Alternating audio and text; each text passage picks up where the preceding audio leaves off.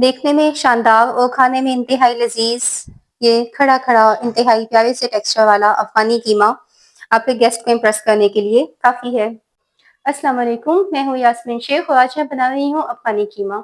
अफगानी कीमे की स्पेशलिटी ये है कि ये बिल्कुल कम मिर्च मसालों में बनता है। इसमें रेड चिलीज नहीं जाती, लेकिन इसके अंदर ड्राई फ्रूट्स डाले जाते हैं, जिसकी वजह से इसका एक बिल्कुल यूनिक टेस्ट बनता है। तो आप रेसिपी मेरी लाजमी ट्राई कीजिएगा और इसीलिए वीडियो को स्टेप बाय स्टेप फॉलो करें। अफगानी कीमा बनाने के लिए सबसे पहले एक पेस्ट बनाना होगा, जिसके लिए मैंने 2 मीडियम साइज के प्याज लिए हैं, 5 से 6 हरी मिर्चें जिनके नाकू अलग कर लिए थे और 8 काजू लिए हैं। इन सबको मैं एक पैन में डाल दूंगी। अब पैन में इतना पानी डालना है कि ये डिप हो जाए और यहाँ पर मैं पानी को बॉईल आने के लिए छोड़ दूंगी। इसको मैंने कवर कर दिया है। पानी में बॉईल आ गया है। अब मैं इसको 5 मिनट के लिए छोड़ दूंगी ताकि तमाम चीजें अच्छे से नरम हो जाएं। बर्नर पे मैंने एक कढ़ाई रख दी है। अब इसके अंदर हाफ कप ऑयल डाल लेना है। ऑयल को 1 से 2 मिनट के लिए गर्म होने के लिए छोड़ देना है। ऑयल गर्म हो गया है। अब इसके अंदर कुछ खड़े मसाले डालेंगे, जिसके अंदर मैंने 3 अदद हरी इलायची ली है, 2 लौंग, एक तेजपात का पत्ता और 1 इंच का दालचीनी का टुकड़ा, जिसको छोटे पीसेस में मैंने तोड़ लिया था। इनको 1 से 2 मिनट के लिए ऑयल के अंदर फ्राई करना है कि ये चटकना शुरू हो जाए। अब इसमें कीमा डालेंगे। मैंने आधा किलो मटन का कीमा लिया है। अब कीमे को साबुत गरम मसालों के साथ ऑयल में इतनी देर तक फ्राई करना है कि ये बिल्कुल इसका पानी खुश्क हो जाए और इसका रंग अच्छे तरीके से चेंज हो जाए। मैंने ये मशीनी कीमा लिया है। आप चाहे तो आप हाथ से कुटा हुआ कीमा भी ले सकते हैं, वो आपके टेस्ट पे डिपेंड करता है कि आप कौन सा पसंद करते हैं। अब इसको अच्छे से फ्राई कर लेंगे। इसमें 8 मिनट लगेंगे, लेकिन इस तरह कीमे का पानी खुश्क हो जाएगा और इसके अंदर साबुत मसालों की अच्छी से खुशबू आ जाएगी। 8 मिनट हो गए हैं कीमे को फ्राई होते हुए और आप देखें कि इसका कलर भी मुकम्मल तौर पर चेंज हो गया है और इसके अंदर जितनी भी मॉइस्चर था वो सारा का सारा खत्म हो गया है। अब यहाँ पे मैंने 1 टेबल स्पून अदरक लहसुन का पेस्ट लिया है। अब कीमे को 4 मिनट तक अदरक लहसुन के पेस्ट के साथ में फ्राई कर दूंगी।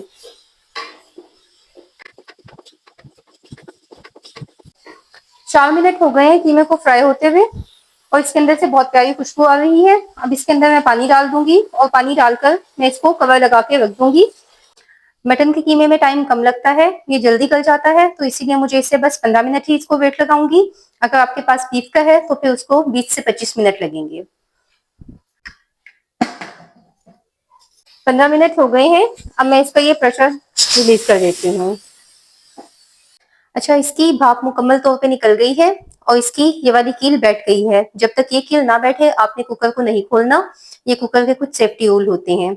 अब ये कील बैठ गई है, इसका मतलब है सारी स्टीम इसकी रिमूव हो गई है। अब मैं इसको खोल लूंगी।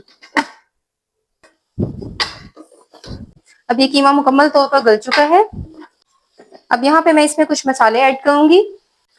हाफ टी स्पून से थोड़ा कम मैंने नमक लिया है, ये आप अपने हिसाब से कम या ज्यादा कर सकते हैं।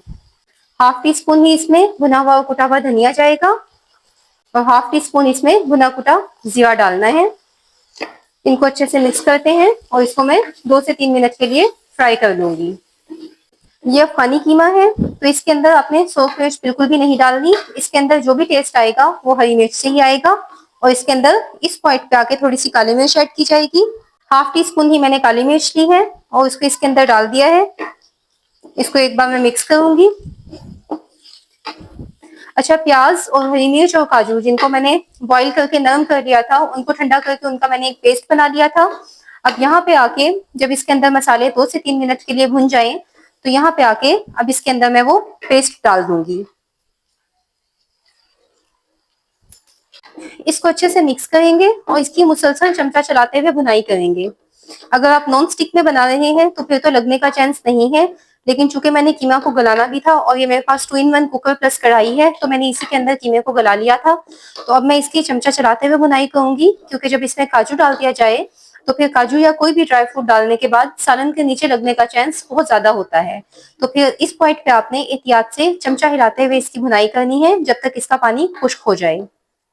इस कीमे की सबसे यूनिक बात यह है कि इसमें सोख मिर्च नहीं डाली जाती, लेकिन फिर भी इसका बिल्कुल एक यूनिक सा बहुत प्यारा टेस्ट बन जाता है।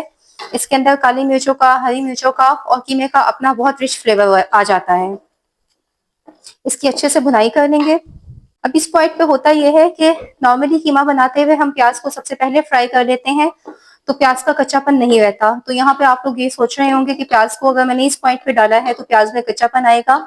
तो इसी वजह से सबसे पहले प्याज को मैंने पानी के अंदर अच्छे से बॉईल कर लिया था कि वो नरम भी हो जाए और उसका कच्चापन भी खत्म हो जाए, प्याज पक भी जाए।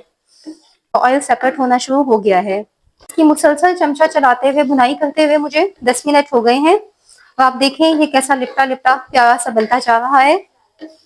अगर जो खड़े मसाले सामने आते हुए या ये तेजपात का पत्ता आता हुआ मुझे बहुत बुरा लगता है, लेकिन ये इसका इंग्रेडिएंट है और इसका टेस्ट इसके अंदर आएगा, तो इसलिए मैं इसको भी रिमूव नहीं कर रही। अगर आपको नमक या मिर्च कुछ भी कम लगे तो इसके अंदर काली मिर्च आप ऐड कर सकते हैं और नमक भी अपने हिसाब से सेट कर सकते हैं। लेकिन इसके अंदर फिर मैं बता रही हूँ कि सोख मिर्च आपने बिल्कुल भी नहीं डालनी, क्योंकि इसकी सारी खूबसूरती इसी चीज में है कि ये काली मिर्च और हरी मिर्च में पकेगा, इसमें सोख मिर्च बिल्कुल भी नहीं जाएगी। अब देखें इसका ऑयल सेपरेट हो गया है। इस पॉइंट पे आके मैं फ्लेम को लो करूंगी और यहाँ पे इसमें मैं ये 4 टेबल स्पून दही शामिल कर दूंगी। दही को मैंने विस्क करके रखा था। अब दही को अच्छे से मिक्स करेंगे और इसको पका लेंगे जब तक कि दही का पानी मुकम्मल तौर पर खुश्क हो जाए। 5 मिनट मुझे लगे हैं इसकी बुनाई करते हुए और दही का पानी मुकम्मल तौर पर खुश्क हो गया है। यहाँ पे मैं इसमें पिसा हुआ गरम मसाला ऐड करूंगी। पिसा हुआ गरम मसाला मैं ½ टी स्पून से भी कम ले रही हूँ। इसको आखिर के अंदर बिल्कुल इसीलिए डाला है ताकि इसकी वजह से सालन का रंग दाग की तरफ ना जाए। आप देख सकते हैं गोश्त के अपने ओरिजिनल कलर में ये कितना प्यारा सा कीमा बन रहा है। यहाँ पे ½ टी स्पून ही मैं इसमें कसूरी मेथी डालूंगी। इसको अच्छे से मिक्स करेंगे और 2 से 3 मिनट के लिए फ्राई करेंगे। अक्सर लोग अफगानी कीमे के अंदर आखिर में आके क्रीम ऐड करते हैं, लेकिन मैंने इसमें काजू ऐड कर दिया था और इसका अपना इतना प्यारा टेस्ट बनता है तो इसके अंदर क्रीम ऐड करने की बिल्कुल भी जरूरत रहती नहीं है। लेकिन अगर फिर भी आपको क्रीम पसंद हो तो आप बिल्कुल आखिर के अंदर आकर क्रीम के 2 से 3 टेबल स्पून डाल दीजिएगा। इसका ऑयल मुकम्मल तौर पर सेपरेट हो गया है।